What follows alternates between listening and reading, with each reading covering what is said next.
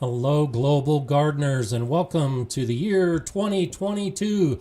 Since last week, a new year has come and the old one has gone. I had a birthday. Thank you so much to everyone who wished me well on my birthday and last week's stream, and it's already starting again today. That's absolutely wonderful. It was a quiet birthday, just the dogs and me for the most part through the day. It was cold, and so I'm ready for another year and hopefully this cold to linger no longer. But as you'll find out as we talk today, as the garden journal idea starts, it's going to be cold, at least for me, and I suspect for many of you. Throughout the United States, southern states today and tomorrow in particular, it's going to be much colder. My son, as some of you know, lives in Louisiana. It's about 45 degrees colder there today and overnight than it was just a couple days ago. So a lot of us are experiencing cold. And I know some of you on the other side of the planet from me are experiencing extreme heat in the middle of summer. So we'll be talking both those issues, cold and heat, and how it applies to garden journaling as we proceed. And it's just great to have everybody here at the start of a new year. And it's nice to see everybody checking in. Thanks, Jay. Thanks, Laura. Everyone wishing me a happy belated birthday, and to Laura as well. It's one of those things for, you reach a certain age and birthdays just become another day. And so that's kind of the way I approached it this year. It was just another day. My daughter was not feeling well that day, and her kids have not been feeling well. Her birthday was actually 2 days ago. And so we have birthdays just within a couple days of each other, and we haven't seen each other because of the illness in her family. So I'll be visiting tomorrow, get to see my grandkids and daughter, and we'll actually be exchanging gifts. So it's okay to have a belated birthday because we're really celebrating it with the family tomorrow. So that's kind of nice. Nice to have you all here today. Lots of people checking in. A few that said they haven't been on for a while. So nice to have you here as well. The focus is going to be to try to get you thinking about this next year as it pertains specifically to garden journals. But the idea behind garden journals is to really just document what you're doing in the garden. And so how you choose to document your garden is completely up to you.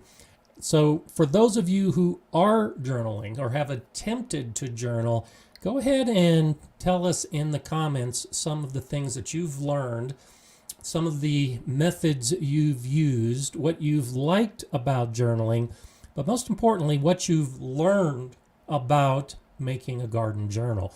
And so we'll be sharing some of your thoughts in addition to my thoughts as we proceed through the rest of the day.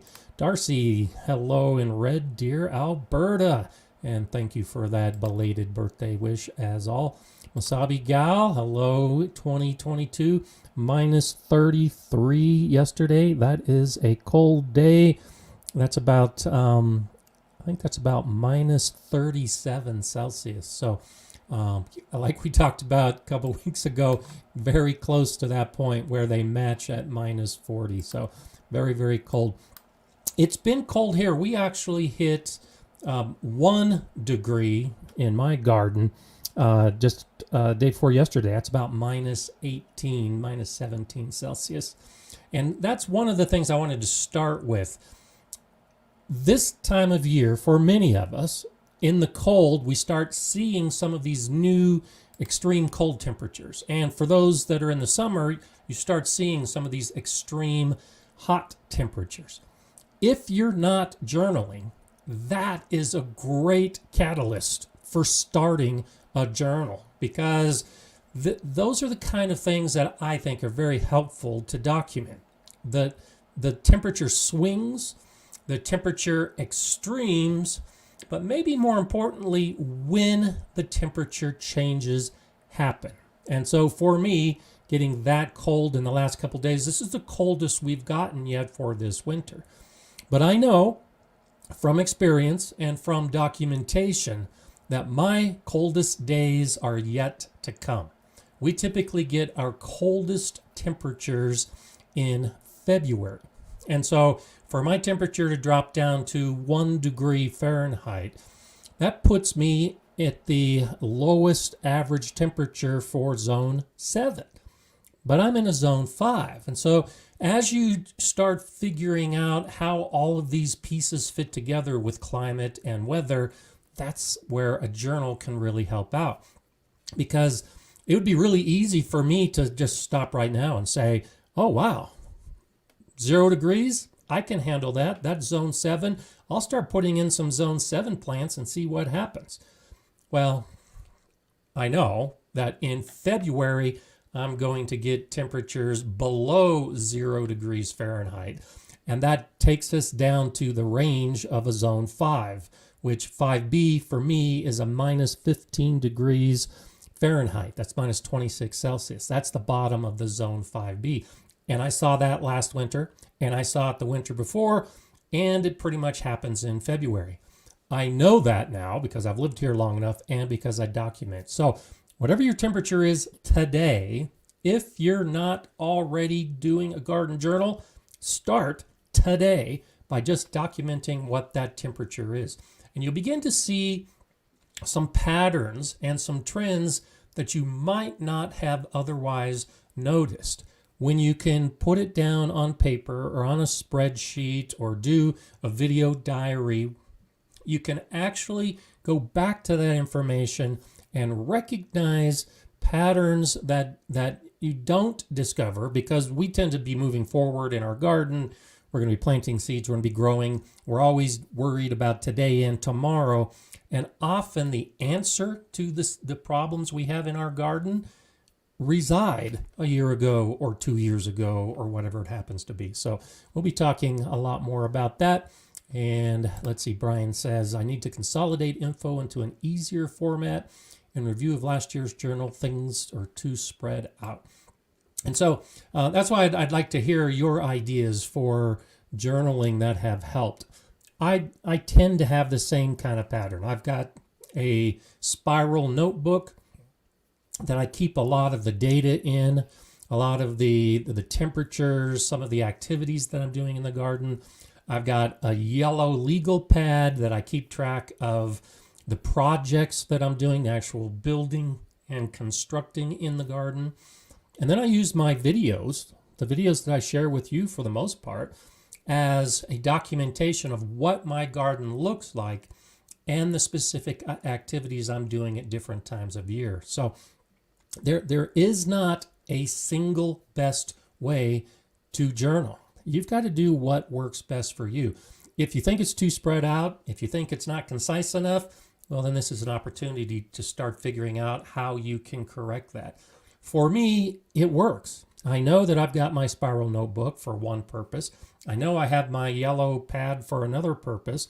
I got lots of sticky notes all over the place as I figure out where I'm going to put information or make a video.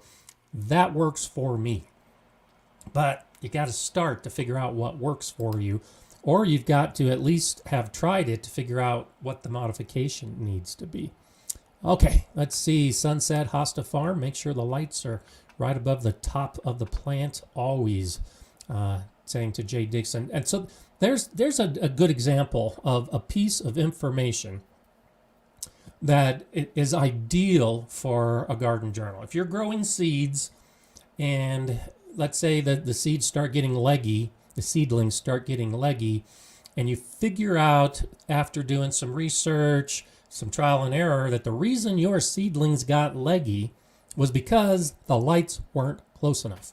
Perfect for journaling. One of the things that I like to do, and I do this on the computer, yet another way to keep track of what is happening to me, is what did I learn for the season? And so have a spot in your journal, at the end of the journal, at the beginning of the journal, however you choose to do it, but the lessons learned. And so like Sunset Hosta Farm, that's excellent advice. Make sure that the lights are right above the top of the plants when you're growing the seedlings. Well, when you discover that for the very first time, That's a wonderful piece of information to actually write down in a place that you can refer to it so that you don't make that same kind of mistake again. And it is one of those kind of things that it will happen again. It's funny. I did a video a year or so ago where I talked about doing a garden journal and all of the different things that a garden journal can include. And for replay, I'll go ahead and link that video at the end of the live stream replay, and I'll put it in the remarks. But as I was doing that video and reviewing some of my previous garden journals, I just came up with so much information of things that I'd forgotten completely about. Things that I had made the same mistake again. And if I had just referred back to the journal, I wouldn't have made the mistake, hopefully.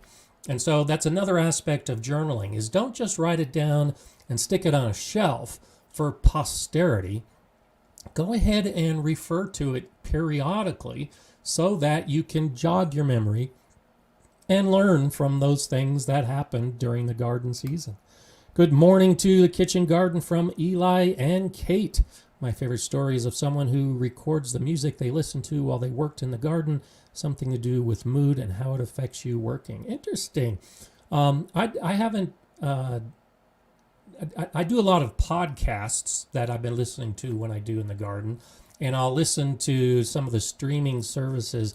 I used to, in the days of the iPod, I did have a gardening mix that I had created. So when I was out gardening, it was about a 3 or 4 hour mix. And there were many days that I went through that entire playlist while I was out in the garden. And so it is a wonderful idea to listen to music in the garden. And the playlist I did had a lot of energetic music to it, and some of my favorite. And so I found it very enjoyable to be in the garden listening to my favorite music. And so, yeah, I think it's a great idea. Yankee Sister, happy Monday to you. Happy New Year to you as well. Still in gardening and excited for spring. Health, peace, and happiness to all. And right back at you, Sister. It is a new year and spring is coming. Even though we're talking about all this cold and many of us have experienced snow in the last couple days, or snow is coming for many of the people that live in the eastern United States, spring is coming. Every day brings us closer. So thank you so much for that super chat. Always nice to see you here, and always nice to start my Mondays with that welcome from you. It really is a good idea. And I agree with Llama Llama. Everyone should really check out the Kitchen Garden with Eli and Kate's journal video. She even made it available for all to download. And we talked a little bit about last week about that channel. It's a channel you need to check out, absolutely. And they've got some great videos. And honestly, I'd forgotten about your journaling video as I was putting together today's show. So thank you, Llama Llama, for reminding us about that, because it is good. There's some good information in that video as well as the whole channel. So Kitchen Garden with Eli and Kate is wonderful. And yeah, music to shovel to. You know, and seriously, that's how I put my playlist together, was for the garden construction. A lot of shoveling, a lot of digging, a lot of actual physical labor that doesn't feel so bad when you're listening to your favorite music. So that's awesome. Laura says, I think grid paper is another essential for me for my garden planning and documentation. I like to have it all laid out on paper. Completely agree. And so I showed this in a video 2.5 years ago now, when I was first planning my garden here at this house. And I used a lot of grid paper to lay out the plan. I still use grid paper to lay out the plan for my beds.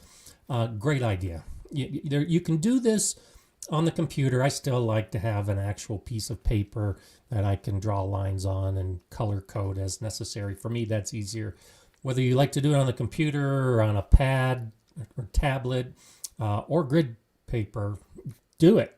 It just, to be able to visualize your planning and your plants and your garden space I think is really helpful. And this is another one of those things, and I've done this for a number of years. When you have a series of beds, so in my case, I do a lot of raised bed gardening, and I have the raised beds laid out equidistant from each other, and all the beds are the same size. Now I can take a piece of grid paper and just draw the beds on that grid paper, and within each of those bed representations, I can now plan where every single plant is going to go. And once you've done that with a basic plan, this is another great thing to put in your archives of your garden journal, because you can repeat that plan in the future. Now, I mix things up, and most years I'm trying new plants, or I'm doing plants a little bit differently to try to really get the best performance from those plants and figure out which bed is best, all those things I've talked about before. Well, each year you come up with that plan, put it on the grid paper and designate your beds, but then keep it in a garden journal. And at some point in the future, as you're trying to figure out what am I going to do this year, you can pull out one of those previous year plans, and it's so much easier to just modify something that you've already done before, or just complete repeat of what you've done before. And so don't think that a garden journal is like a diary where you're just writing what happened in the garden today. It really can be a living document that you use repeatedly, and that you make those modifications to, and it really can cut down on the time of your planning, because you've already done the planning before. So that's a great way to do it. I agree, laying it out on paper, but then keeping that paper so that you can use that information to your benefit at some point in the future as well. Always a good idea. Okay, let's see. Yeah, and Eli's saying that the video is about planning a journal, but that's kind of what we're talking about today. So yeah, check out that video. Check out my video at the end of this one in the replay that I'll link to, and hopefully that'll give you some good ideas as you get yours going. Sunset Hosta Farm says Google Sheets is great for layout. Absolutely. I still like the pen and paper. I'm still trying to learn. I've used Google Sheets a couple times. I'm still trying to learn it, and so I like the pen and paper. But all you newfangled kids out there, go with the Google Sheets. That's a good suggestion. And Heidi says, I'm a visual kind of person. Have to see it on paper. Absolutely. And so, many of us, I'll walk through the garden and I'll visualize the plan and where things are going to go. And I'll look at my beds, especially this time of year, as I walk through the garden almost every day. And I visualize what I'm going to be growing in those beds. If you're like me, you got to go indoors right away and put those thoughts on paper if you come up with a good thought. And that's another aspect of the garden journal, and how you can kind of treat it like a diary, where you say, January 3rd, walk through the garden today. I decided I'm going to grow beets in bed 6. And just stop there. You might not have time to actually put together the plan. But now in a couple months, as you get closer to putting plants in the ground, you can refer back to all of those little notes you made from every time you went into the garden. And now your plan comes together as well. You don't have to try to remember, what was it that I did back in January? It's written down. And so that's really the importance of this, is working smarter, not harder. If you can take all these little bits of information as you develop them, all of these thoughts as you think about them, and put them on paper, now you don't have to recreate those thoughts. That happens to me so often, where I had a great thought, and the next day it's like, what was that great thought I had yesterday? It's gone. It's lost forever. So garden journaling is a great way to use all of that. Connie says, I used a program from Mother Earth News that allows you to lay everything out. It has the added bonus of guiding your planting the next year so as to rotate your plants appropriately. And there's a lot of great software out there. I haven't seen the one from Mother Earth News, but there's a lot of great software. Some of it's free, some of it you have to pay for. But if you like to do that way, where you have at the Galileo School, when we were laying out the gardens, we did a little bit of that because the kids were very visual and electronic aids. So we did use some simple planning tools where the beet looked like a beet and the carrot looked like a carrot, and you can just drag and drop the little icons into the beds that you've created. And especially for kids who are used to working on the pads, that's a great way to do it. Find a software program where you can just drag and drop and plan your garden, and then bring the kids into it as well. Let them plan a bed and let it go. It was crazy. We did it with a couple beds at Galileo where we just let the kids design the beds. And it didn't matter that they had carrots and beets and lettuce and tomatoes and peppers all in the same bed. There's a great learning lesson there. Let a kid design a bed, put the plants in that bed, and then let them see what happens over the course of the growing season with the bed that they designed themselves. And so software is really an easy way to accomplish those kind of things. Access Through Christ says, I'm nervous about my third gardening experience. I still don't know what I'm doing. Don't worry about it. Most of us still don't know what we're doing in so many aspects of gardening. That's what I've talked about in some recent videos, is there's always so much to learn that you can't learn it all. I was thinking after the video that I did this last weekend that I was a master gardener, and I'd been teaching classes to the public for 10 years and recognized as a local gardening expert. And so when I went to the Galileo Garden, they were starting the new school garden, I got hired. I was thinking, I'm the perfect person for this job. I know so much about gardening. I'm going to teach these kids. This is going to be a fantastic school garden. And that lasted for about 2 days until I realized how little I knew about a 24,000 square foot space with a 42-foot dome greenhouse and 100 beds, and none of it was built. I had to figure out how to build it, how to fund it, how to grow it, and more importantly, how to teach it to the kids. And I was extremely knowledgeable at that point. I've learned so much more since that point that it just continues to reinforce to me there's so much more to learn. You'll never know it all. So don't be afraid that you don't know enough, because you'll never know enough. Instead, focus on what you do know now and build on that. So going into your third gardening season, well, you've got 2 seasons under your belt, which is a lot more than a lot of people out there. And so use what you know from those 2 seasons and build on it. Do what is already successful that you know, and just do a little bit more. It's as simple as that. So don't worry. Gardening can be cumbersome. It can cause stress.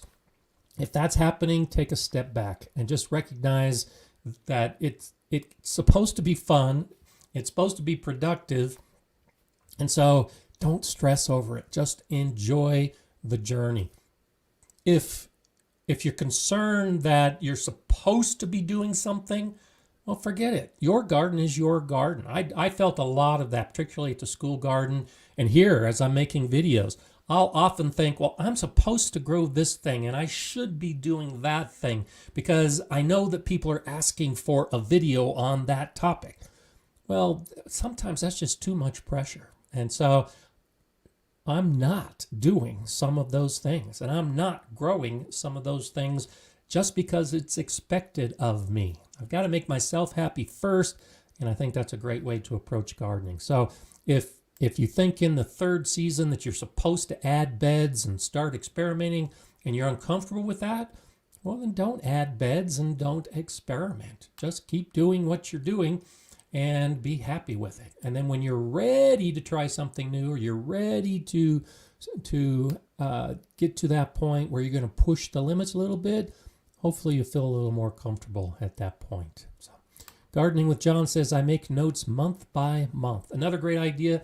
And so this is another aspect of doing a garden journal. I talk about those daily thoughts. Now, that's what I'll often do. There's Mala saying hello to us. And so I'll use one of my pads of paper just to write down those thoughts, those little things that I don't want to escape. But I do pretty much a monthly review.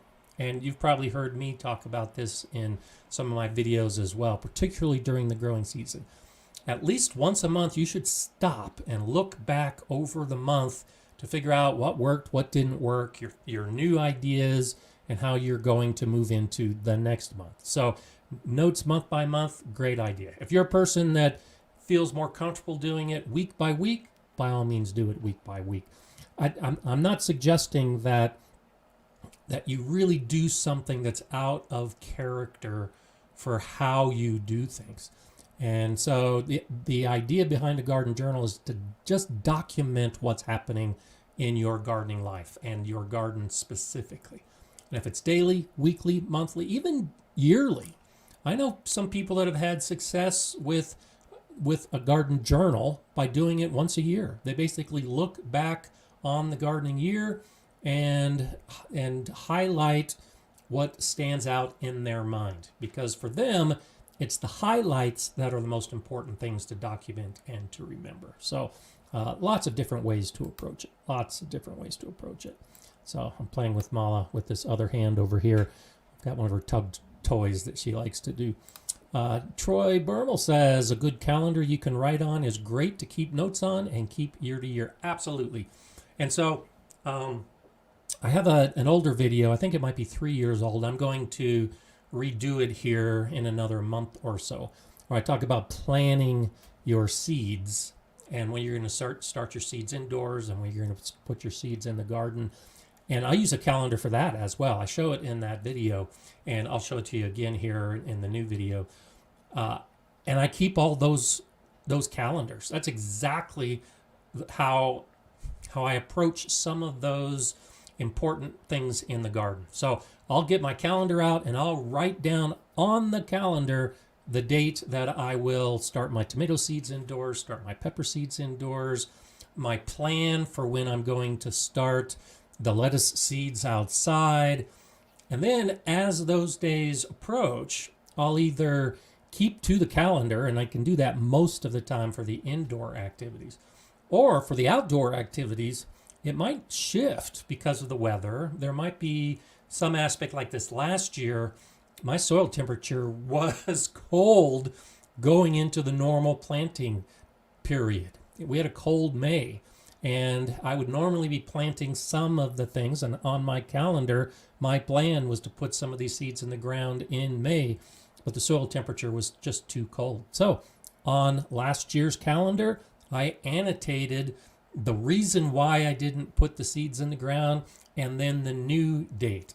And so this year, as I put together my plan, I can look at last year's calendar and the year before's calendar. And if every year I've been planning to put my tomatoes in the ground on June 1st, but in reviewing the calendars over the last 3 years, I realize that I haven't put my tomatoes in the ground until June 5th, well, then it makes sense that this year I would plan to put my tomatoes in the ground on June 5th. So that's kind of how I've used it. But yes, calendars, great idea as a method of journaling. And a lot of them are free. If you donate to a lot of the wildlife funds and those type of organizations, they'll send you free calendars. And those calendars have pretty pictures of birds and butterflies and plants. So that's one of the ways I approach it, is money that I might normally spend on buying calendars. Instead, I donate to wildlife organizations, and they send me a calendar. What can be better than that? Greg Daner, thank you so much for that contribution. I appreciate it. Happy New Year back to you. Good luck to all the gardeners in 2022. I hope you have a fantastic year, Greg. I really appreciate that. Wonderful start to the new year. Thanks. And I'll be here all this year, of course, and I hope you'll be here all year as well as we move forward to answer your questions and get to that point that we can have an abundant year in our garden. So thank you for that well wish. And it's definitely something that we need to plan for today. How are we going to make our garden successful in 2022? And I think that journaling is an awesome way to get started on that. So, okay, let's scroll down, see. Jean says, sometimes ignorance is bliss. That's when happy accidents are invented. That's an interesting sentiment. I agree with that. Ignorance can be bliss. What I find, in discussing the garden journal today is when I find out that my ignorance shouldn't be ignorance because of something that I already knew and had just forgotten. But I've had a lot of happy accidents, and some of those accidents in the garden are like, this sounds familiar. Didn't I do this once before? And in most cases, I did. Ultimate Gardening, good to see you again. Gardening is a huge learning experience. Absolutely. You learn as you go. Making mistakes are one of the things you will end up doing so you can learn what to do right the next time. And it's definitely a form of passion. I am so passionate about gardening and sharing the passion of gardening because I think it's infectious. Once you get it, and you might be scared in the beginning. It is an awful lot like a disease. In the beginning, it's uncomfortable. You're not sure what's happening, and there's some stress, maybe a little bit of pain involved. But once you get past that point and it becomes that passion and enjoyment, it's just so few things in life can give you the pleasure that gardening can give you. Patricia, I don't know how to explain it, but I'm just now beginning to think how to make adjustments based on my knowledge so far. That's absolutely great. Which is little, that's okay, but it's building into a base from which to operate. Absolutely. And that's actually what I use those words in this video that I just did. You have to establish that baseline. And that baseline comes about by doing things simply and small, figuring out how to do it and what makes you comfortable doing it. And once you have that baseline, once you are comfortable growing carrots or lettuce or whatever in the garden, that's the point that, like you say, Patricia, you can start to move beyond that and begin to make those adjustments. So good for you. I think if you're at that point where you're starting to think about making those little adjustments, then you're ready to start making those little adjustments. And this is where the documentation comes in, because if you've been doing something one way and now you're doing something differently, well, you got to keep track of what it is that you're doing differently. And then if it's better or worse, you've got that baseline already determined, and you can figure out, are you going to do that new way next time? Or are you going to try a different adjustment next time? And that's part of the excitement of gardening. That really is part of the way of approaching this whole journey to our best benefit. Hot Pepper Paul, Happy New Year to you. I use the regular plastic tags, but use pencil to write on them. Pencil never fades. And so there's a good example of something to write down in your experience log and continue with it. I use plastic tags. I learned, many years ago, that permanent markers will fade in the sun. So if you use plastic tags and you write the plant name with a permanent marker, you can expect that will be faded by the end of the season. Since then, I use garden markers, an actual marker with an ink that won't fade in the sun, because the plastic tags I use are pretty cheap and they're usually only good for a single season. And so I'll put the garden marker, or I'll write with the garden marker and then toss the tag at the end of the season. But for the better plastic tags, the ones that will last more than one season, pencil's a great way to do it. That's what we did at the school, and we reused hundreds of tags every year because you could reuse that tag with pencil. It doesn't fade, and it easily erases or wipes off at the end of the season, and then you can reuse that tag. So that's a great tip, Paul. Thank you for that. Carl's saying, my backyard soil's poorly draining clay-like. Will a raised bed do okay on this type of ground? Worries about drainage. Absolutely. In fact, this is one of the reasons I think you should have a raised bed, is when you have a poor soil, either clay or sand or rock or whatever, you can put a raised bed on top of it and grow in the raised bed. I like the taller raised beds so that I can sit on them and not have to bend over as much. So you've got to figure out the height. The key to drainage, soil should be evenly moist. You should really try to avoid saturating the soil. And the only time you really need to be concerned about drainage onto a clay subsurface is if the soil in the raised bed becomes saturated to the point that it can't drain out. Now, in day-to-day watering, you should have complete control over that. Don't overwater your beds, and you won't have to worry about excessive drainage out the bottom onto the clay. If you have heavy thunderstorms, big rainstorms, where it's going to dump a lot of rain into that bed, now it might be a concern. And it's okay if you have wooden beds. You can drill holes on that bottom layer of wood as a drainage port, so that if you do periodically have the rain that will saturate the soil, that can give a place for the water to seep out of those holes at the bottom of your raised bed. That's definitely an option. Generally, most of the time, a raised bed is going to drain faster and dry out faster than an in-ground bed, especially in clay, because you've got the top and all of the sides that will have some evaporation loss from the soil. And so raised beds dry out faster. It's just that simple. If you're growing in clay soil now and you get those same rains, those same storms, well, you can't do anything in that soil for probably a week, if not more.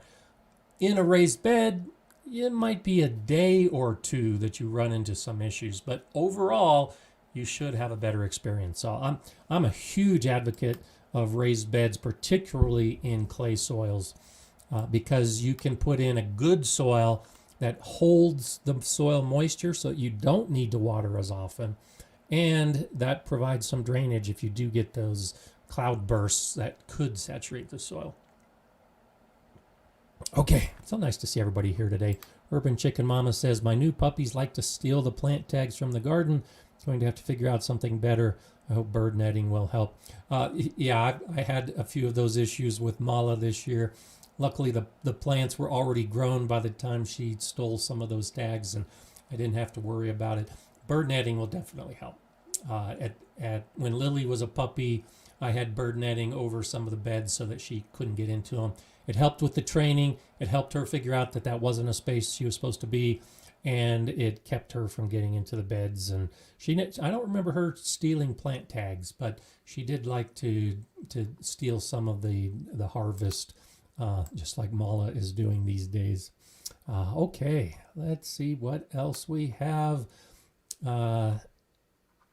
Yeah, Mayday Garden says, I use a Sharpie Extreme pen on plastic. It doesn't fade like the regular one. I didn't know that. Thank you for that information. That's good to know. And let's see. Good to see information going back and forth. I appreciate all the work that the moderators are doing today. You guys are awesome. Jay and Heidi are just incredible. I don't know how many of you watch other live streams, but some of those live streams periodically get out of control. And Heidi and Jay are just on top of things and just doing a wonderful job. Mrs. Marvel says, some people get overwhelmed with details and use calendars for journaling, gardening milestones. That's another great thing. You know, kind of that same, I got a calendar hanging just to the side of my kitchen, and I'll do that periodically too. That's a real good idea. for the milestones of if I finish a project, like the greenhouse. When I finished the greenhouse, that was a milestone to actually keep track of. So another great idea. Ultimate Gardening says, hi, and I back to you. 2022 is hopefully the year for me to get real into veggie gardening. I can't wait. I've released some video about veggies I've harvested already, but I would like to showcase more. Absolutely. And so this is another thing. And so I'll use Ultimate Gardening as an example in this case, and then I'll talk about the background here in just a bit. Go into the year with a plan, and especially like in this case, focus on something in particular that you really want to get into this year. Veggie gardening, great idea. If you pick veggie gardening, then get into it. And whatever that means to you, if it means growing a whole bunch more of different things, or growing a whole bunch more of a single thing that you had a lot of success with, if it means adding more beds, whatever it happens to be. In my case, it often means buying more books to add to my library. There are lots of ways you can approach it, but that's a great way to approach the new year, is to move forward with a particular purpose in mind of something that you really want to focus on and get better at. And so I like that idea. But in Ultimate Gardening's case, I'll point out, and we already talked about the kitchen garden with Eli and Kate, and I know there's a number of others of you that are on the stream today who have channels, particularly smaller channels. You don't have to be a big YouTube creator to put videos on YouTube. All of you have a YouTube channel, or else you wouldn't be able to follow along. Go ahead and start loading up some videos. You don't have to do it for all of the others to see. Just do it for yourself to see. And it's a great way to document what you're doing. And so the Ultimate Gardening is talking about showcasing those things in the garden. You could do the same thing. If you've never made a video before, go ahead and pull your phone out, walk through your garden when you want to showcase something, and film yourself showcasing whatever that happens to be. And make the video for yourself. So many of my videos I actually make for me, but then, I talk to you as I'm making that video. But most of my videos are actually my documentation. They're my journaling. They're my showcasing, so that I can look back at what I accomplished. And I'm sharing it along the way, like Ultimate Gardening. So think about that as an option for your journaling, is start making some videos. And you may find out that you like it, and that you want to actually become a real YouTube channel where you're producing videos for other people to watch. So lots of different ways that you can use YouTube to your advantage. You don't have to do the videos like I do, a lot of how-tos, a lot of motivational kind of videos. You can do the videos where you're just sitting in the greenhouse or walking through the garden, or, talking about your gardening life. There's a lot of great channels out there that are vlogs that are just talking about what's happening in the garden. You can do that as well. And so I wanted to talk a little bit about this background today, because it is snowy for many of us, and cold for many of us. So this comes from Steve from the Garden, a small YouTube channel, and that's what he's doing. He's showcasing things in his garden, making a few how-to videos as he's doing different things in the garden. And I think that's great. I think that is something that I know some of you are already doing, but I really think it would be great if more of you could do it. And again, start just for yourself, and then you can expand to others if you want. But this is a nice garden. You can see right here, there's a fruit tree. Over here, there's a fruit tree. So he has a little small mini orchard, and some raised beds here going to the back. Raised beds don't have to be tall. I think raised beds are great, and this is a really good example here, where it just delineates the bed. It just really helps for you to define the pathway and where the plants are growing. And so short raised beds like this, great. You can still focus on the soil, because now when you amend the soil, you know exactly what soil you're amending, and you really only need to amend the soil that the plants are actively growing in. Back here, you can see he's got a hinged hoop on that bed, a little taller bed, and he's still growing plants now in winter. some of those cool season plants that can get benefit from a cover like that. So I appreciate Steve sharing this with us today. And it shows that you can still garden if you plan for it and you do the appropriate protection, but just a basic garden layout where you've got 5 raised beds here, you've got a couple taller raised beds in this corner, all along this back fence. You can see some hoops. Here's a tall bed with hoops all ready to throw plastic on. There's also on this other side other beds with the hoops in place. And so to me, this looks like a standard, typical garden that most of us should aspire to, where you've got your beds in place, they're clearly defined, the hoops are ready to go. So if you need to cover your plants, you just throw the cover on the plants. For the hot weather, you can throw shade cloth on those hoops. In the cold weather, you can throw plastic on those hoops. I tend to keep my hoops. I like the cattle panel hoops, as I've said before, but I tend to keep my hoops in my beds all season long, from when I put the seeds or the plants in the ground until the end of the season when I'm cleaning up the bed. I keep my hoops in place the whole time. And if it's plants that will be growing into the fall or winter, then the hoops definitely stay in place if I'm planning on covering them. So really, really nice examples of different things you can do in your garden. But the reason I wanted to show this background today is that he's got a gardening channel on YouTube and has done videos and is demonstrating for himself and to others what's going on in the garden. And so you don't have to do that, but if you're if you're looking for a little bit of a challenge, because as you do it, you find out it's a lot of work. If you want to keep doing it regularly for production purposes, do it. But if you're just doing it for yourself, you can release a video every hour of the day if you want to do that. And it can be a really good way to document what's happening in your garden. Okay, so nice to see everybody here, and I appreciate that. Wasabi Gal says, I think I'll try a journal with sections. Daily notes, weekly notes, monthly notes, and a year overview. That's a nice idea. I think that's really a good idea.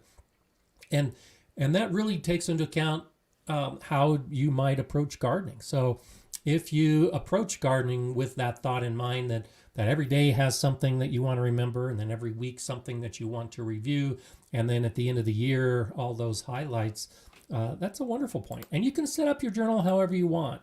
In my garden journal video, I have links to some garden journals that you can actually buy that are already set up. I actually find a lot of those too restrictive because there's just so much I want to keep track of that I've yet to find a garden journal that works best for me that includes everything. And so I've got some garden journals, printed garden journals that I'll use to keep track of some things. And then I use my pads of paper for other things because, again, that's what works best for me. And so as you figure out what works best for you, get a diary, get one of those blank journals and lay it out however you want to lay it out. You can tab the pages. You can color code the entries. You can do it however you want to do it. Remember, there is no single way. There isn't a best way to journal except the best way to do it for you. Gardening with John says, I use a spreadsheet each year to document what, where, when sowed, planted, harvests, etc., then print out at the end of the year for a reference. Great idea. Absolutely great idea.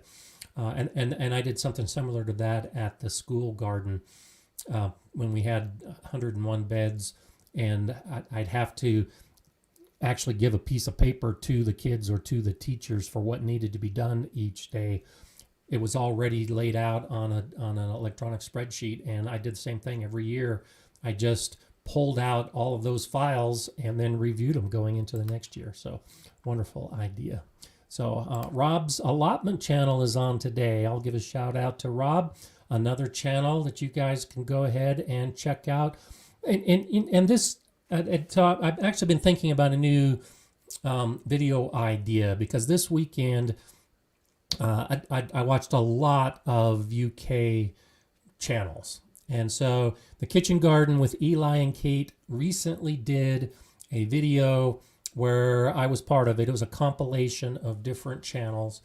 And then Eli was on one of another channel's compilation videos. And so I started checking out a lot of those videos from the UK on allotments. It's just an incredible system that UK has, the allotment garden system that we don't have here in the States. But there are so many channels out there, and that's one reason why I wanted to talk about this today, that are great.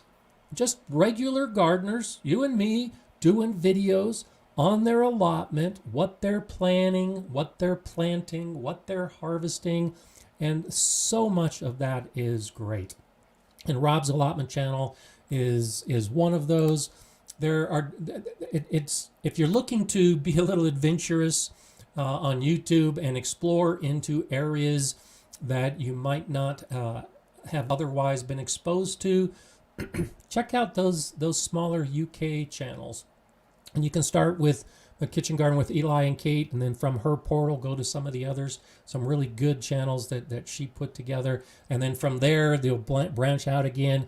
And I really have learned a lot from the allotment garden system because of just the way that the UK sets up that system with average gardeners that can go and have a plot of land and some beds and grow. And so Tony O'Neill's channel, Simplified Gardening, shows that in great detail as well. And he's got a great channel, bigger channel, that shows those same type of gardening methods in an allotment. So absolutely love the UK smaller channels. And that's why I'm really encouraging all of you who don't have a channel to get out there and start one, because once you get into the network, once you find out that there's a lot of other people like you doing the same thing, I think it really helps give you some of that encouragement that you might not otherwise have, because someone's going through the same thing you're going through in a similar situation, and they've made a video about it. And now you can share their information with others that might be in the same boat when you start making your videos. So I just think that's a great way to just keep spreading the gardening journey for all of us. So glad to see you all here today, and glad I can give a shout out to those of you that really can enjoy a new audience, because I think there's a bunch of us that I don't do this for gaining the audience, though it is enjoyable to see the audience grow. And so because I've been there, I know how great it feels when you see an increase in your subscriptions or your views. And so you all can definitely help out with that. Crazy Eyed Reseller, we're moving this year, so while we don't know the property yet, planning is more related to why I'm gardening from many of your videos. Well, thanks for saying that. And I had a comment, I think it was yesterday, it might have been this morning, from someone else who is moving. And as I've said in a number of my videos, I think it's important to, when you move into a new garden, or into a new home, take some time to figure out where your garden's going to be, how you're going to line up the beds, let's do a soil test, all those things. And that's what I've been documenting for 2 years since I moved to this new place, is each of those steps as I move to this new house. Journaling should start on day one. When you move into a new house, you should go out and walk the property, stand in the backyard, look around, and then make notes of what you see. The neighbor's trees, the chickens next door, the shade patterns, anything that you recognize as a brand new observer, document all that stuff. And then over the course of time, you document more as you learn more. And then when you're ready to garden, you can put it all in place because you've kept track of all of those steps along the way. So good luck to you as you start your new garden. I've actually enjoyed these last couple years starting from scratch with nothing to build the garden I have, and I got a lot more to do. But and I actually have a video that shows me on I think it was the second, it might have been the first day that I was in this house that I did that video. And I went outside into my back and stood there and filmed it and made notes of what I was doing and made a video about that idea of just surveying your property. And I used the line, outstanding in my field, because that's something that really is important. And my plan has changed over the years and will continue to change, but it began in this garden on that very first day. And I think that can be very important. So Llama says, I've never been obsessive. Wow, did gardening change that? I snuck in an aloe vera plant in the cart, and when my husband said, what's that? Another plant? It's medicinal. That's funny. And get it anyway, absolutely. So it can easily become a little obsessive as we move along. Jennifer says, I usually have a few different veggies growing. I keep the seed packets, but forego putting tags outside. Maybe when I have bigger space, I could use tags. I got a product. I don't use it. I wasn't sure how much I liked it, because in some respects it was a little bit of trouble, a little cumbersome. But I bought some, what would you call them? It was a stake. They were metal, and they were designed that the top had a hinge, and it had plastic on both sides. And you would actually take the seed packet and stick it into the top, close the hinge, and then put that in the garden. And so it was a plant tag, and it stood about 12 inches tall or so, metal. And it had the actual seed packet inside it that you could put out in the garden. And so there's an option. If you keep the seed packet, but you want to figure out what the plants are and where they are, you can actually buy some of those mechanisms that you can actually enclose the seed packet and stick it out in your garden. Again, I thought it was a little cumbersome, so I haven't used them since, but it's definitely an option if that's something that you save the seed packets and you want to use the seed packets as a way to mark what's happening in the garden. So, okay, let's see. Rob's Allotment Channel says, I've noticed in the UK that there are some YouTubers now just treating it as a money machine. Yeah, I agree. And,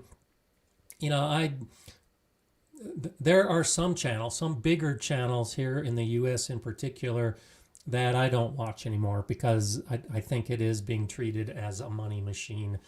It's great to make money on your channel if you can get to that point that you make money.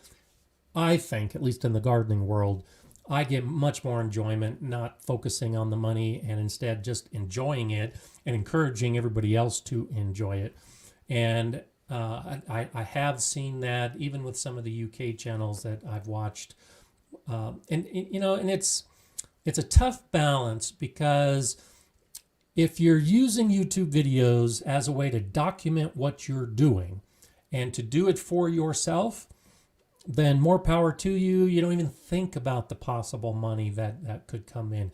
But then as you start growing and you reach a certain size and you start seeing some money rolling in, and usually it's not very much, I don't know that any of us start a channel with the intent of making money, but you start seeing some of that money rolling in.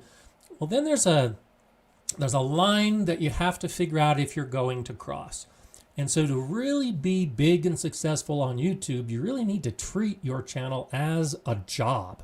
And you really need to devote a lot of time and energy to that channel.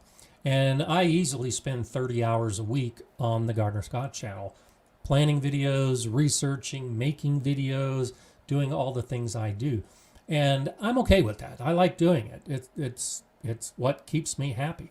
But if you're younger than me and you have a family and you've got to pay the bills, there comes that time where you have to make that decision that the channel is going to take up more of your time. Therefore, it has to pay you, because maybe you're not working as much, or maybe you're spending a lot more money on your equipment there's lots of reasons. So it's really easy to get to that point where money does become a primary factor in making videos, just because it takes so much time and energy and often money to make the videos. So I don't like seeing that, but I totally understand that is a point to reach for many people, where the focus is, I have to make money. Because in many cases, and I know some people that have done this, they've cut their hours at work, or they've quit their job to become a full-time YouTuber. And that's scary. That really is stressful. And so if that means that you have to start taking some sponsorships and making videos just for the purpose of making money, if the information is still good, I encourage that you still support those channels. It's the channels that I see that the information is no longer good anymore. It's clearly just making an ad for whatever that sponsor happens to be. Personally, I'm not a big fan of that. You can be the one to make that decision for yourself. But I agree with you, Rob. That is something that happens to just way too many people on YouTube, and money is calling, and it's real easy to run towards that. So I try not to be too judgmental, but you can judge by whether you watch the video or not. And so I've actually been balancing this dilemma myself, because I got the new greenhouse. I've shown it in a couple videos, and I did research, chose the greenhouse, liked the greenhouse. I'm going to be growing in the greenhouse. And then I was contacted by the greenhouse company asking or notifying me that they would like to sponsor a video. And so I've been balancing this dilemma of a product that I'm already using, that I'm going to use anyway, that I support and that I recommend, and the company wants to sponsor me. And so it's a dilemma for me, because that's not the way I do my channel. I just make my videos so you guys can see. But now here's a channel that's saying, or here's a company that says, yeah, we'll pay you some money if you make a video. And it was a video that I would have made anyway to say how good the greenhouse is, but I'm torn. I'm torn as to whether I should make that video, because in that video, I'll have to say this video was sponsored by the greenhouse company. And so it's a challenge. It really is. And feel free to let me know in the comments what your thoughts are, because it's nice to get, a few dollars to do something you were going to do anyway. For me, I just kind of feel guilty about it. I feel guilty about selling myself out when I'm really not selling myself out, but it might be perceived that way. So help me out, if you will, because I really am having some issues as to how I'm going to do a video talking about how great my greenhouse is, and whether I should accept money from the company to tell how great the greenhouse is. So, okay, let's get back to the show and get to some of the questions and see what else is happening. Sunset Hosta Farm says, I start growing bok choy and mustard green tatsoi. Winners both. I had great success with mustard this last year, and my bok choy as well. And it had been years since I'd grown either. So I agree with you. If you're looking for something new to grow, bok choy and tatsoi, great choices. Definitely one of those things that if you're looking for something new, cool season plants. So you can put them in early in spring and they'll actually do really well. So I think that's good. Let's say, Carla says, that's weird to think I have a YouTube channel. I did not consider doing gardening vids. An online journal. Yeah, definitely a possibility there. So I'm glad you're at least thinking about that. That's one of those things that I want you thinking about different options, and it could be a good opportunity. Is there a good time or bad time to get a soil sample? There's not really a bad time. Now, there might be a bad time to actually, when you take your sample, you should take it from dry soil as opposed to wet soil, because the sample actually needs to be dry to be tested. And so I suppose there's a bad time if the soil is wet and saturated, and you really shouldn't be digging in wet soil. But as far as a time of year or during the growing season, the best time is before you even put the garden in and before you start growing. So you establish that baseline. So you know what you're working with. For years, I told people to get soil tests, and I didn't get a soil test because I know that amending the soil will improve good soil and it'll improve bad soil. And all those amendments like compost pretty much have the same effect on the soil, whether it's sandy soil or clay soil. Wasn't until I really got here at this house that I decided I was going to do it the right way and do a soil test first. And it was really eye-opening. It really didn't change much of how I garden, but in this area outside of town that I live in, the pH is actually lower than my last house. And so at my last house, I had put a garden in, and it wasn't until the garden was already in that I did my first soil test. And that whole area had pretty high pH soil. Well, here my soil is much closer to neutral. It's about 7.0, which is still high for a lot of gardeners, but in my region, it's more neutral than most of the surrounding areas. And that was really eye-opening. And so as I amend and as I plan and as I choose my plants, I have a better appreciation for my soil because I know what the pH is based on a lab test. So that's why I think doing it in the beginning can really be good for establishing that baseline. But then do it periodically. Do a soil test every couple years so that you can see if what you're doing in the garden, or see how you're affecting the soil as you're doing things in the garden. So it's always a good time to do a soil test. The actual digging of the soil might not be the best time depending on the weather, but I think it's always a good time to do a soil test, and something that you definitely should be considering doing. Rudimental gardening. Nice to see you here today. The Garden Planner software has a journal that is fairly detailed. Log when you water, when you fertilize, when you plant, when you harvest. Plus, it allows you to upload photos. Good. Thanks for that suggestion. The Garden Planner. And I've got files and files and files of photos that go back decades. And I have a Windows machine because I like the way that I can file on Windows better than the way I can file on an Apple machine. But another great suggestion. Put the photos with whatever it is that you're documenting, because I've got thousands of gardening photos and I don't always know what that photo was supposed to be saying or what that photo was showing. And so if you can tie in a photo to your garden journal and to whatever it is you're documenting, that's a great way to do it. And I mentioned a couple weeks ago at the garden club meeting, the fellow gardener who showed me her journal, and that's the way she does the entire journal. She's got photos of her plants, explanation of that plant, and then a map of where that plant is in the garden, along with when she planted it and all of the rest. So finding a software that you can upload the photos, definitely a great idea. Or if you're old school like me, you could print out the photos. I've done that before too, where in a Word document, I'll import some photos and then I'll type in whatever it is about the plant or the activity, and then I'll print out that page and put it into my binder. And same thing, I've got the photo on the same page as the verbiage.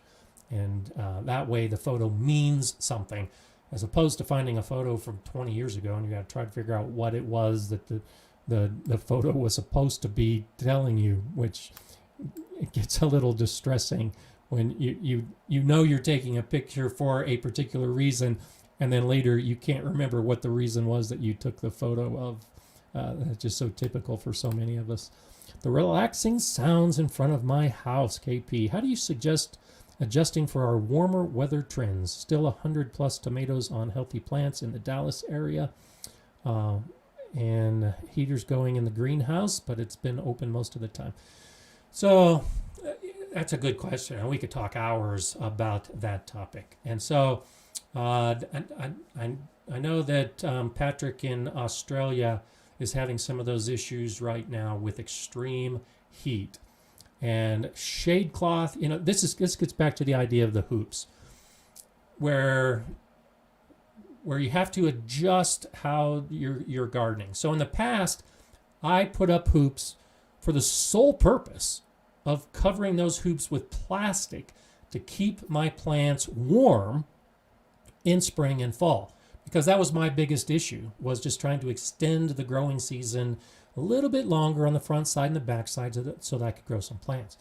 But in the last 10 years in particular, we have had some extremely hot summers. When I moved here to Colorado Springs a little over 20 years ago, in the history of Colorado Springs, there had been one day where the temperature was over 100 degrees Fahrenheit. That's 38 degrees Celsius. One day in the history of the city that had ever gotten that hot. 4 or 5 years ago, I think we had 7 or 8 days that year that were over 100 degrees Fahrenheit. And so it does change the way you garden. And so in the past, my hoops were solely to keep the plants warm. Well, that's another reason why I keep the hoops in place over the course of the growing season, because now I'm using shade cloth a lot more than I ever considered using in the past. You'll see this in the greenhouse videos that I'll be shooting this summer. I'll be putting shade cloth in my greenhouse to shade the plants, because I know the greenhouse is going to get too hot. At the Galileo School in the big dome greenhouse, I had a shade cloth. It was about 30 feet long and I think about 20 feet wide. And I hooked up a pulley system, because this was a tall greenhouse, about 24 feet tall. And so I set up a pulley system. And at the beginning of the summer, I had this huge shade cloth inside the greenhouse that I would raise up to the top, and I anchored around the sides because it just got too hot. Those are the kind of things that you need to think about during the warm weather. Is like in a greenhouse, normally for many of us in the winter, we would keep the greenhouse closed up to hold in the heat. Well, you might need to have the doors open or the windows open to get that ventilation, to get it cooling off.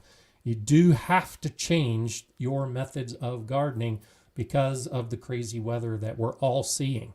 Whether it's extreme cold in winter or extreme hot in summer, it's going to modify how you're doing.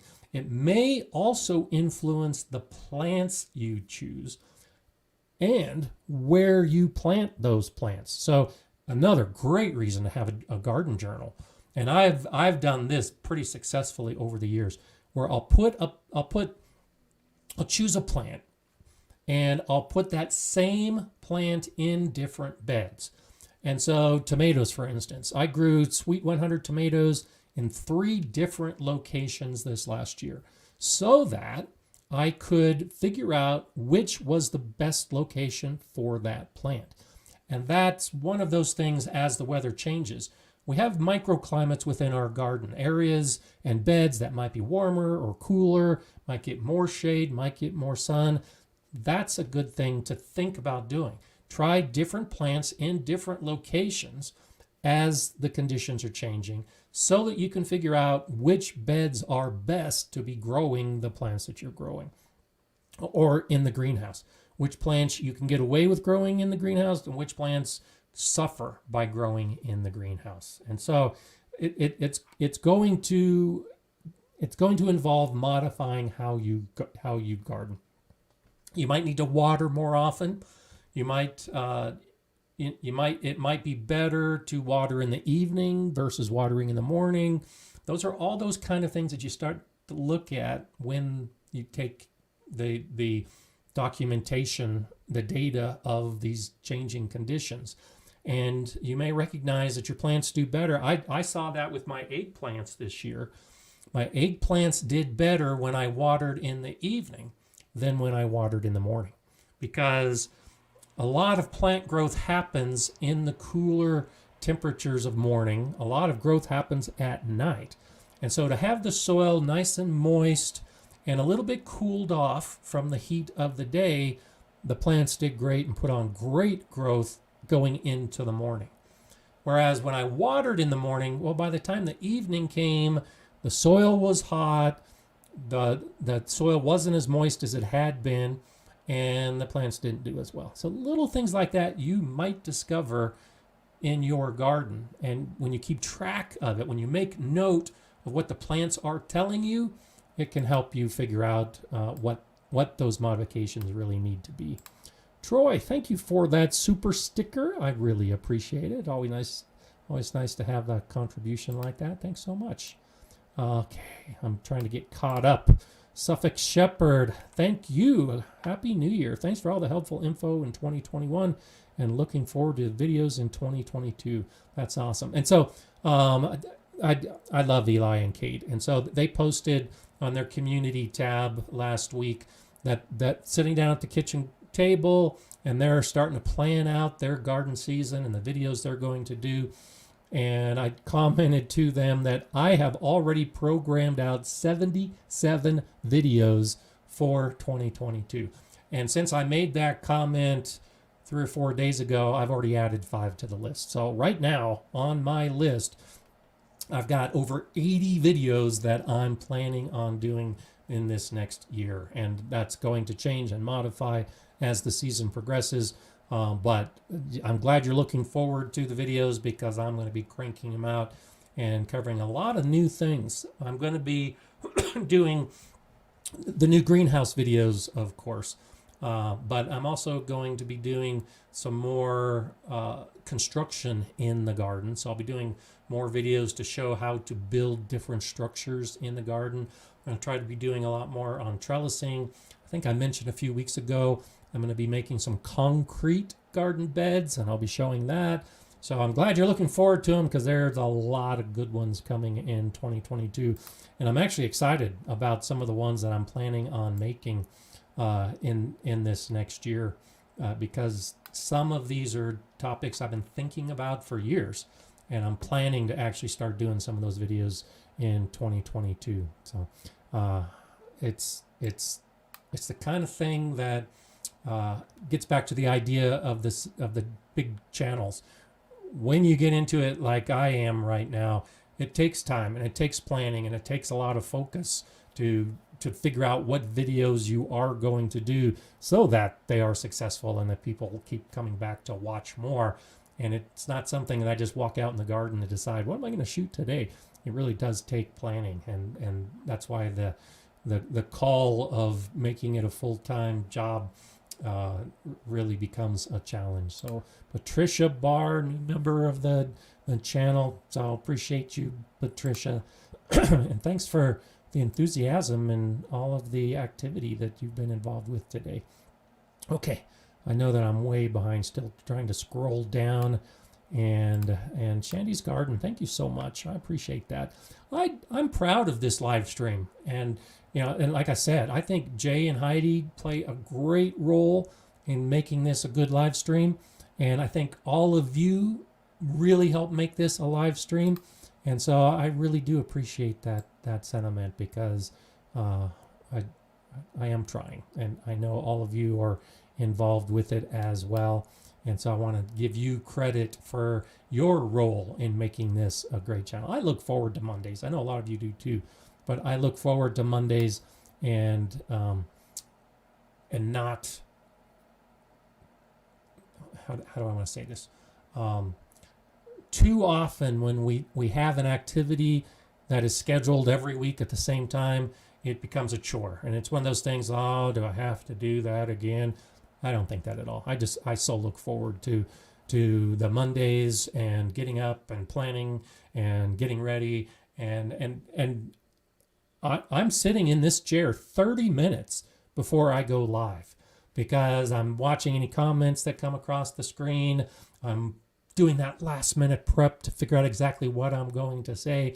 I mean, I'm excited to be here. And so I can't sit downstairs and watch TV until the last minute. I've got to be here ready for you. And I'm so glad you helped make my Mondays so enjoyable because I do look forward. So Ray is saying, please don't do it. If you needed the money, sure. But if you have too pensions. We don't need more advertisements. So, okay, I appreciate that. I appreciate that input. That is nice, and that's exactly what I was asking about. Yankee Sister says, I only do super chats because I truly appreciate the hard work and dedication that I put into the channel. Well, thank you so much, and I appreciate that as well. And it is one of those things, and I appreciate the super chats and all the other contributions to help do all of this. And I don't have two pensions. I only have the one pension, which helps pay the bills. But what I earn from the Gardner Scott channel helps me make all of these videos as well. So I do appreciate all the support that you do offer. Bettina says, I think if you say exactly what you just said about the greenhouse and the sponsorship, it's okay to get compensation, honest review, and upfront acknowledgement. Viewer has choice to watch or not. Okay, I thank you for that as well. Darcy says, no issue with the sponsorship for products you already use and would be inclined to recommend. So awesome. So I appreciate all that input. I don't need to read all of it back at you right now, but I will review it. Mornings at the Allotment says, I would let them sponsor a video since you made the choice without the financial prodding, right? Absolutely. So good. Okay, so that helps. I get, and I don't know if the other channels that are doing videos have seen this yet, but I get every day companies offering to sponsor me, and it's all a robot probably, because it's like, we love your channel and it would be perfect for us to sponsor you in making a video, and their product is a flashlight. And why would I make a video about a flashlight, especially a flashlight I don't use? And so I spent a lot of time just deleting those emails and not responding to them at all, because there are companies that they have people that's their job, is just contacting all the YouTube creators and see if they'll bite and do a sponsorship. So, but I do appreciate all of it. Okay, let's see. Access Through Christ says, journal with photos. I love it. Yep, absolutely. Gotta do the photos. It's definitely one of those things that you should add to the mix if you haven't already thought about it. Luna says, a journal with photos opens a whole new world of fun. Hobby Lobby may need a visit soon. I agree. And that's actually a good idea too. Hobby Lobby or craft stores in general have a lot of journaling materials. They've got the blank books, they've got the photo sheets, they've got all that kind of stuff. So that's definitely a consideration to check out if you're trying to figure out what materials you're going to use to make your journal. Go to a craft store and check out what they've got for crafting journals, and I bet you'll find some good stuff for garden journals. Okay, I'm way behind in these comments as I'm strolling down. Troy says, I need to grow my eggplants in pots this year.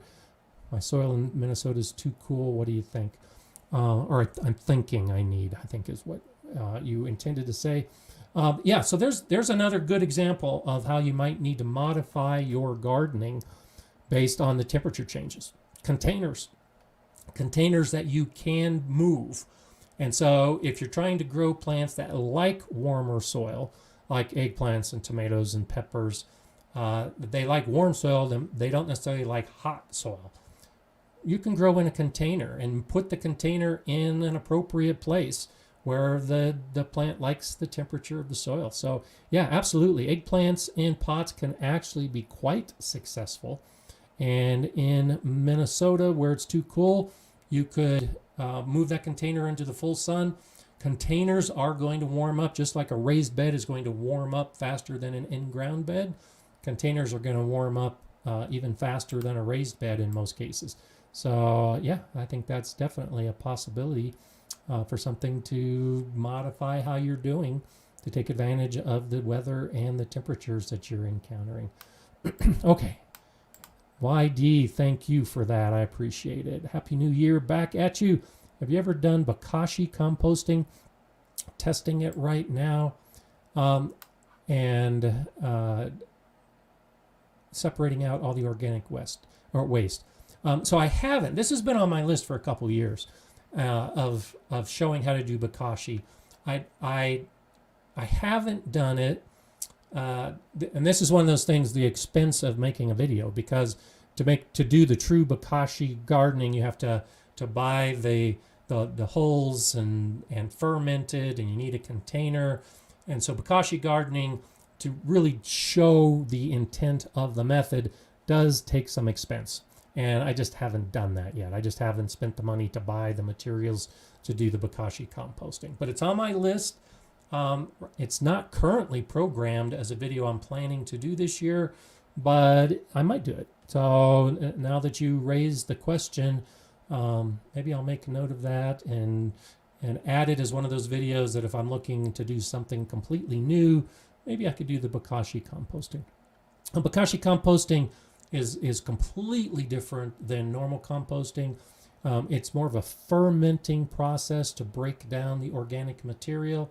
And I'm an advocate, if you're going to do bokashi composting, that you compost in your big container and do all the additives you need to do, and then mix that material with regular compost, because it's completely different types of bacteria involved. And so the outdoor composting that we would typically be doing is a different type of bacteria and more closely related to the soil bacteria that's going to be involved in it. And that soil or those bacteria are not going to be in the bokashi system. So you've got me thinking about it. Maybe I'll add it to the list and consider doing it this year. So something to think about there. So I have a question for you. What does a gardener look like? And so when you look in the mirror, do you think of yourself as a gardener? Do you say, I look like a gardener? And when you walk down the street or through the stores, you look at different people, do you think, oh, there's a gardener, there's a gardener, there's a gardener?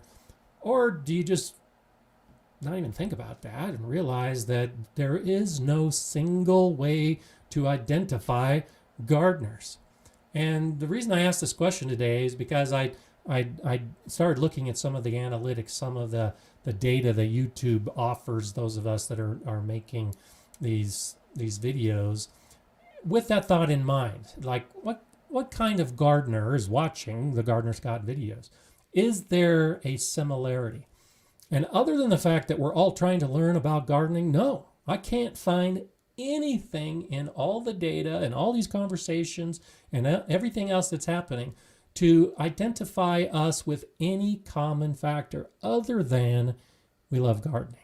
So as I looked at the numbers, and this really I thought was extremely interesting to me. Hopefully you'll find it interesting as well. No surprise that most of the audience of my videos comes from the United States, but it's only about 60%. About 40% of my audience is from outside the United States, which is why I say we're global gardeners, because there are people all over this planet that are interested in gardening. And it's probably no surprise as well that Australia and Canada and the United Kingdom are in the top 4. India is actually, this last month, number 5 on the list of gardeners. I talk often about the UK gardening channels. There are some really good gardening channels from India. And for those of us that don't live anywhere near India, it's not on our radar to think about watching a gardening channel from India, but there's some great information there. Now, kind of like Self-Sufficient Me in Australia, they're not growing the kind of plants that I can grow, but just watching different methods and different ways of doing things, I think can be highly educational. And so those are all English-speaking countries. No surprise that those would be the top 5 watching the Gardener Scott videos. But there are gardeners from 80 different countries that watch Gardener Scott videos in the last month. And as I started looking at the data, it was really kind of eye-opening from a what does a gardener look like perspective. Because in the United States, I get the most views, and of the views I get, it's a pretty long duration. The Americans are watching my videos pretty regularly, and they're watching most of the video. But when I look at the data as to which countries watch more of my videos, and so I'm at about the 55 to 60% range, where overall, when I get the views on the videos, about 60% of the audience will watch all the way to the end. You will never guess the top 5 countries in the world that are watching my videos through the end, or more of my videos. Never guess.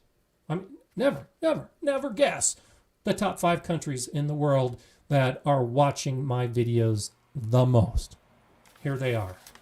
And when I tell them, you'll say, yeah, I would have never guessed that. Latvia, Namibia, Algeria. Gardeners in those countries are watching a lot of my videos all the way to the end. They want to know about gardening. And I've never been to those countries. Austria. And the country that is watching, the gardeners in that country that are watching more of my videos, Ukraine. Would you have ever guessed that? I would have never guessed that. But that shows to me just what a global opportunity this is for all of us, because there are gardeners all over the world that are interested in gardening. Some of them have discovered my channel and they're watching my videos. In Ukraine, that just blew my mind. So I want to share that with you today, because I want to really stress the idea that we're all different. We all look different. We all speak different. We live in different places. All of our gardens are different from every other garden. But we all have this single purpose. We all have this goal of trying to make our garden successful as we enjoy the gardening journey. And so as you look in the mirror and you recognize yourself as a gardener, that's a start. But now start walking around town and start looking at other people and just kind of internally say, you know, they could be a gardener too, just like me. Hope that carries you through the next week, because we're all gardeners in this global community. And I'll see you back here next Monday. Regardless of what country you're watching from, we're all on the journey together. I'm Gardener Scott. Enjoy gardening.